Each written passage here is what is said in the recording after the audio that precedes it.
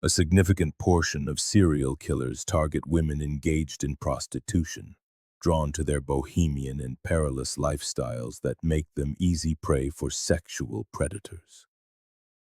Yet the case of Aileen Wuornos presents a striking reversal. A prostitute who systematically murdered her clients. Dubbed America's first female serial killer, Wuornos endured a life marred by abuse, addiction, mental turmoil, and profound hatred toward men. A volatile mix that inevitably propelled her into a path of deadly violence. In Port Orange, Florida stood The Last Resort, a dimly lit bar that drew a shady crowd during the 1980s. It served as a haven for Hell's Angels bikers, rough, antisocial men clad in leather jackets adorned with patches. Astride rumbling Harley-Davidsons, their bodies etched with intimidating tattoos. They spent evenings drinking heavily, playing pool, throwing darts, and indulging in drugs, creating an atmosphere few women dared enter unaccompanied. Yet one woman defied the unease. Aileen Wuornos, known simply as Lee to the regulars. Standing just over 5 feet tall with blonde hair and a medium build, she sat confidently at the bar downing beers without a hint of intimidation.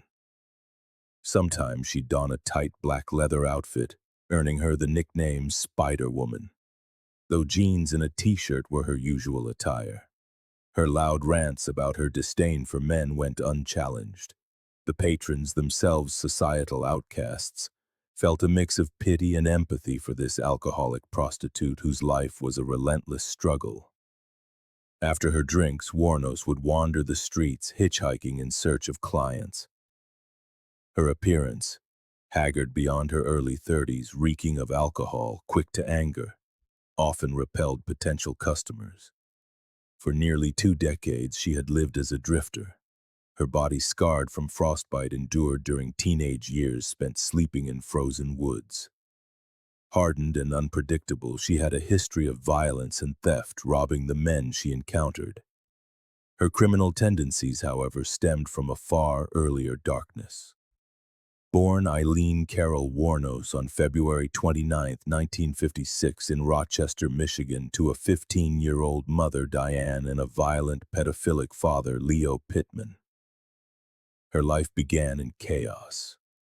Diane abandoned her children 4 years later, leaving Aileen and her brother Keith to be raised by their grandparents, Lori and Britta Wuornos.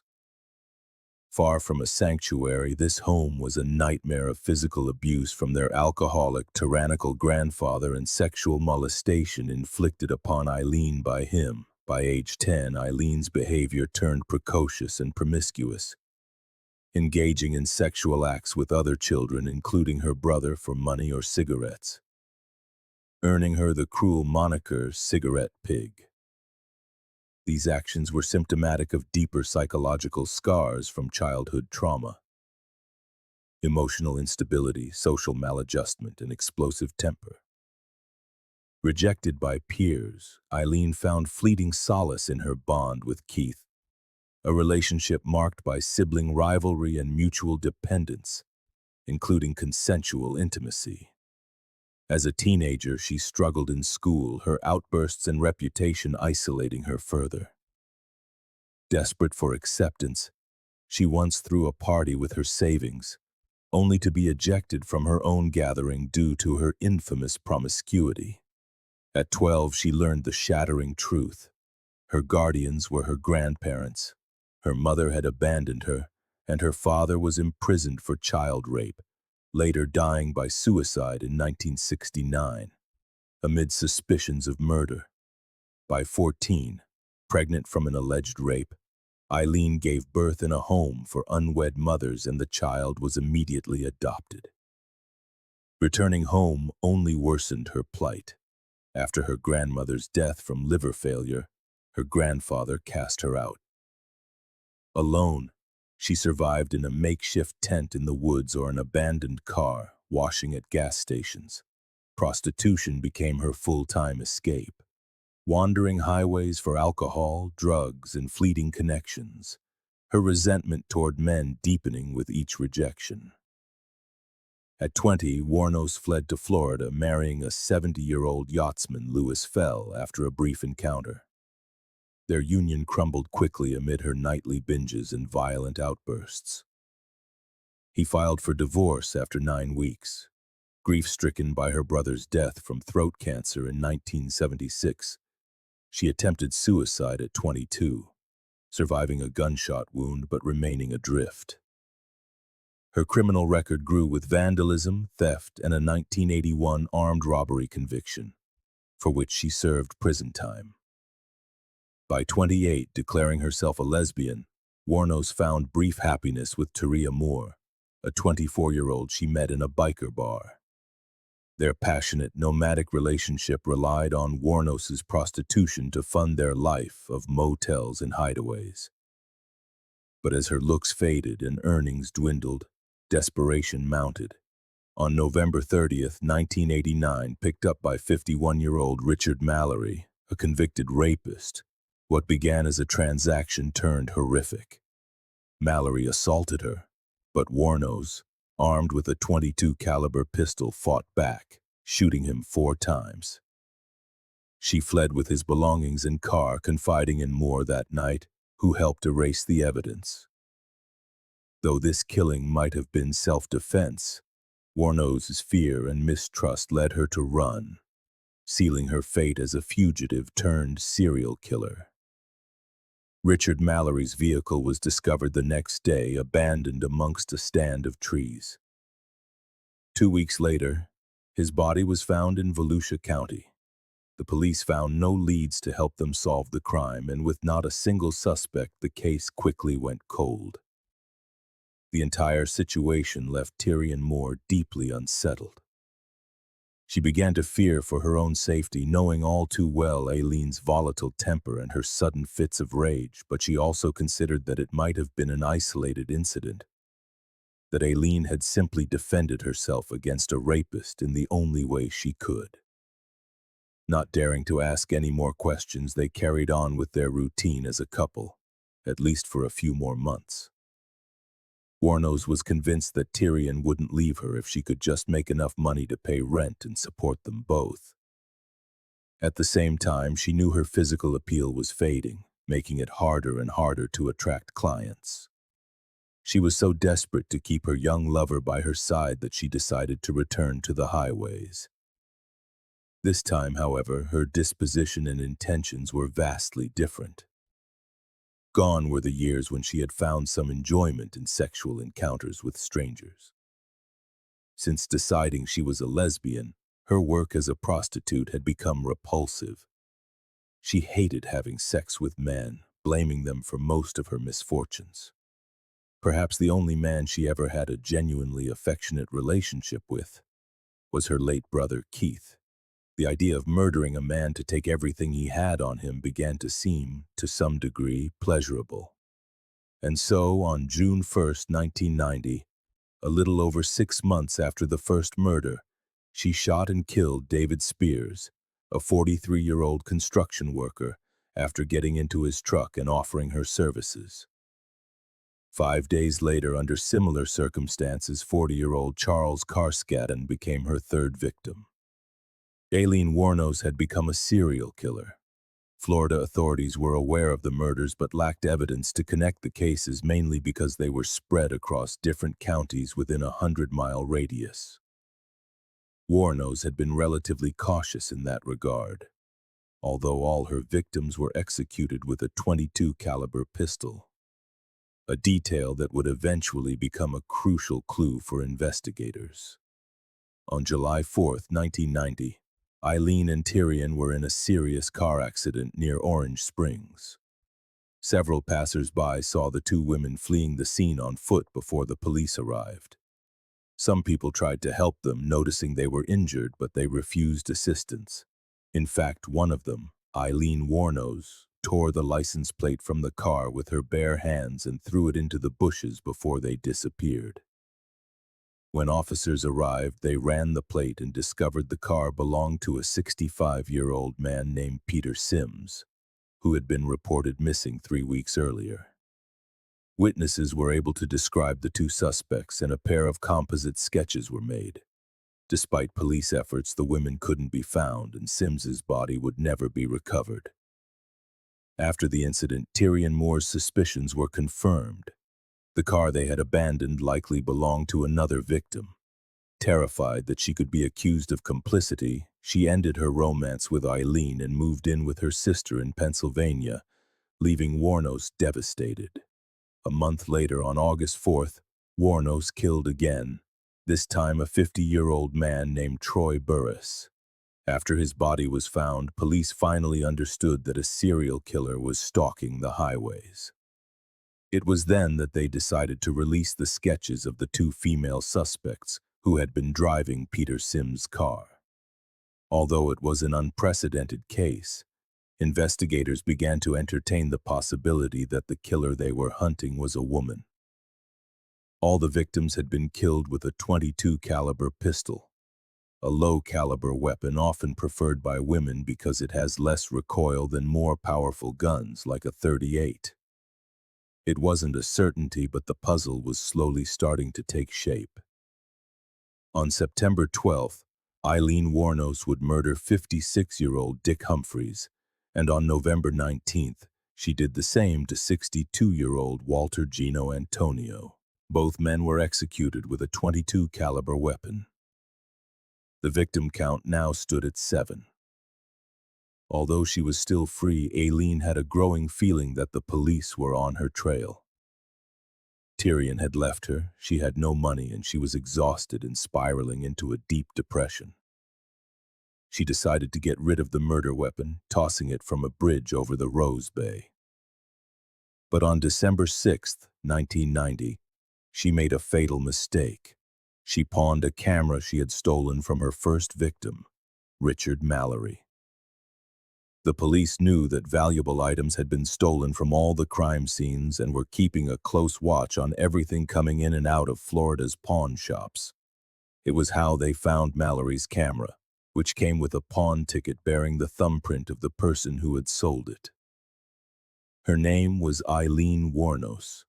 On January 8, 1991, 2 undercover officers located Wuornos and began to follow her discreetly. She entered the Last Resort, one of her favorite biker bars, and started drinking beer.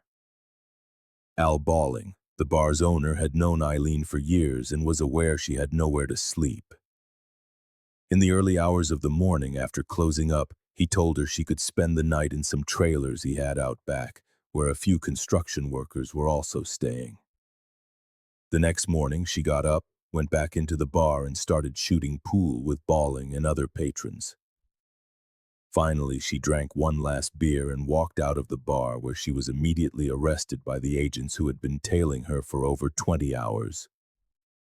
Wuornos's frantic crime spree had come to an end. Following the arrest, police set out to track down Tyrion Moore, not as a suspect but as a witness who could help them build murder charges against her ex-partner. Tyrion didn't hesitate. She accepted an immunity deal from the authorities in exchange for getting Wuornos to confess to all the crimes. So, on January 14th, Tyrion Moore was brought back to Florida. She was set up with a couple of police officers in a motel room, from where she made a total of 10 phone calls to Aileen Wuornos, who was now behind bars.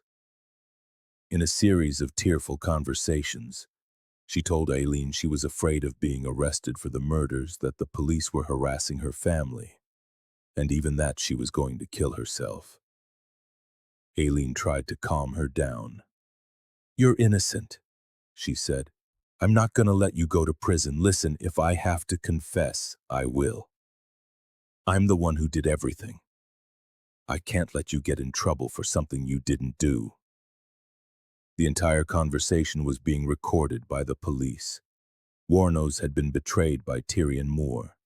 2 days later, on January 16th, she confessed to a total of 7 murders, making it clear at every opportunity that Moore was innocent. She also claimed that what drove her to kill all those men was that they had tried to rape her. She was formally charged with 7 counts of robbery and murder. The crimes of Aileen Wuornos captivated the United States, a country all too familiar with such criminals, but where they were almost always men. This case was unique. The story of a prostitute who stalked the highways to murder men in cold blood was too sensational for the press to ignore. And so it began. They nicknamed her the Damsel of Death and presented her to the world as America's first female serial killer, though many criminologists disagreed with that title. The figure of Wuornos was elevated to the same level as North America's most infamous serial killers, like Ted Bundy, Jeffrey Dahmer, and John Wayne Gacy. But as the most horrific details of her chaotic life began to leak to the media, some people started to show a degree of sympathy and pity for her. Arlene Prahl, a 44-year-old born-again Christian, became obsessed with Aileen Wuornos and started attending the court proceedings every day. Several journalists noticed the presence of the accused's new friend and soon interviewed her. Prahl claimed that she and her husband were moved by Wuornos' case and were prepared to support and help her regardless of her guilt or innocence. She appeared on television multiple times, speaking in the killer's defense, saying God had come to her in a dream and told her to take care of Aileen, insisting she was a wonderful person. The relationship between the two women grew closer until, at the suggestion of defense attorney Stephen Glazer, Arlene Prahl and her husband legally adopted Aileen on November 7, 1991. This allowed them to visit her in jail every day with few restrictions. On January 15, 1992, Wuornos was tried for the murder of Richard Mallory, and the prosecution presented its star witness, Tyrion Moore. Seeing her on the stand, Aileen immediately broke down in tears, while Tyrion delivered a detailed and cold statement against her. She showed no emotion, nor did she look Aileen in the eye for a single second. She was simply holding up her end of the deal with the police. It would be one of the few emotional moments in the trial. From that point on, Aileen Wuornos began to show her explosive nature, screaming insults and threats in every direction. Tricia Jenkins, one of her lawyers, was unable to reason with her. Jenkins's strategy was to convince the jury that Wuornos had acted in self-defense in the case of Richard Mallory, claiming he had raped, bound, and threatened to kill her before she managed to reach for her pistol and shoot him. However, no one believed Wuornos' story. She was found guilty of first-degree murder and, on January 31st, sentenced to death at the age of 36. As she was being led away, she railed against the jury. "I was raped!" she screamed. "I hope you all get raped, you scumbags of America!" Although Richard Mallory did have a prior conviction for rape from several years earlier, this relevant fact was only brought to light by an NBC reporter in late 1992 and was never considered grounds for a new trial. Influenced by her lawyer and her adoptive mother, Aileen Wuornos pleaded no contest to the other murders and received 5 more death sentences. The only exception was the case of Peter Sims, whose body was never found. She dedicated much of her time behind bars to reading the Bible and making drawings for her adoptive mother.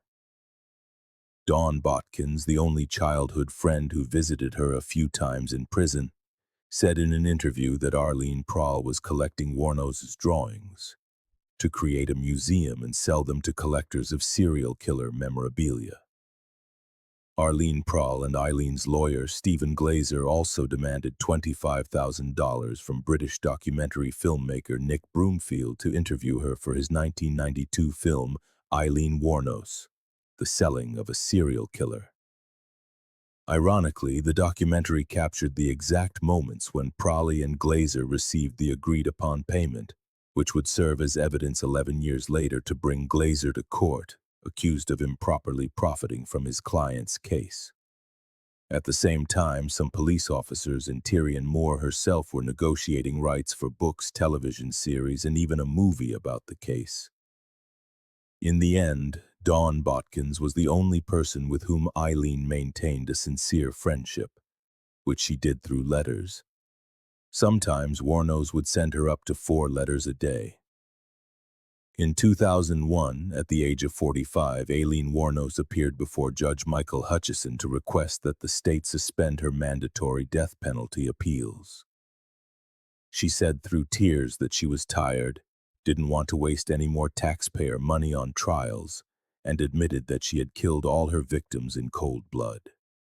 But the case took an unexpected turn when Wuornos gave a television interview claiming the police knew her whereabouts while she was killing on the streets of Florida.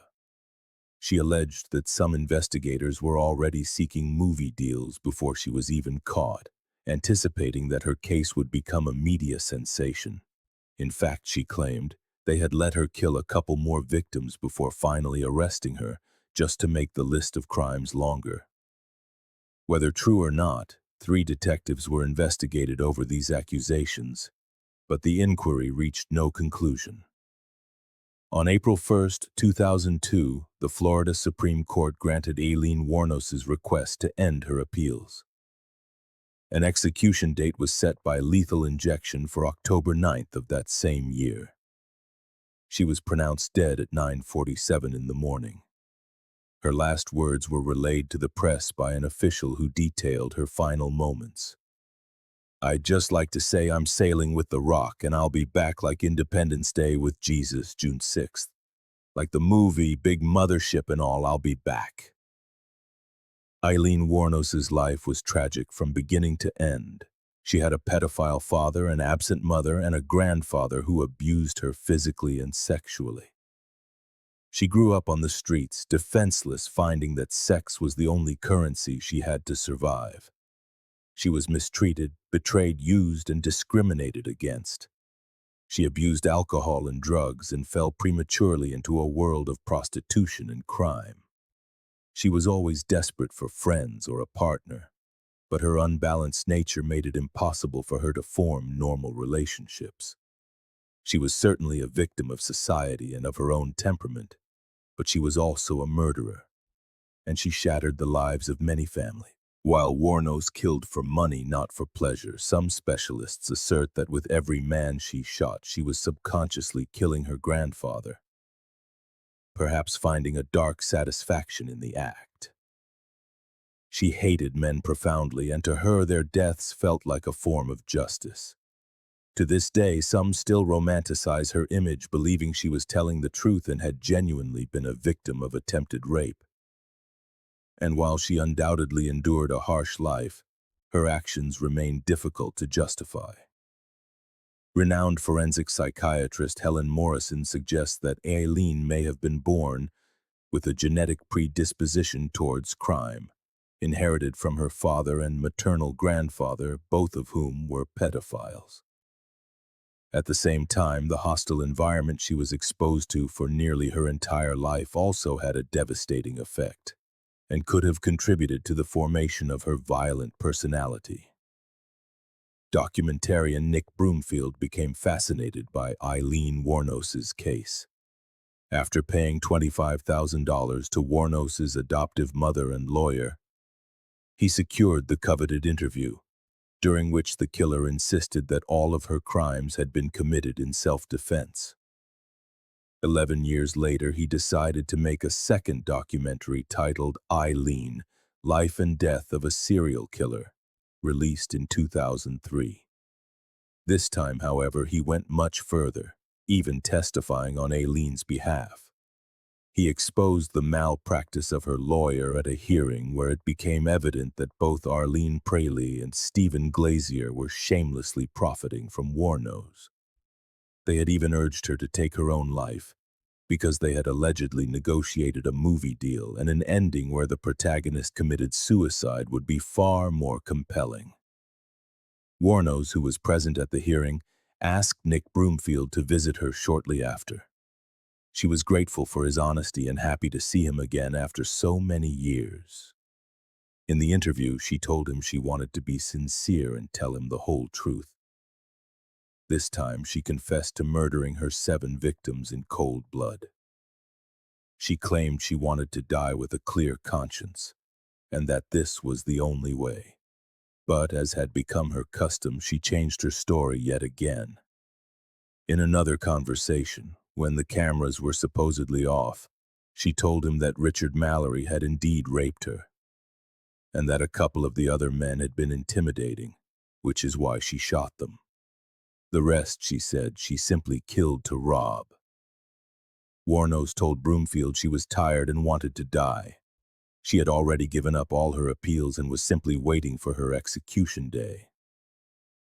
Nick Broomfield was deeply affected by what was happening.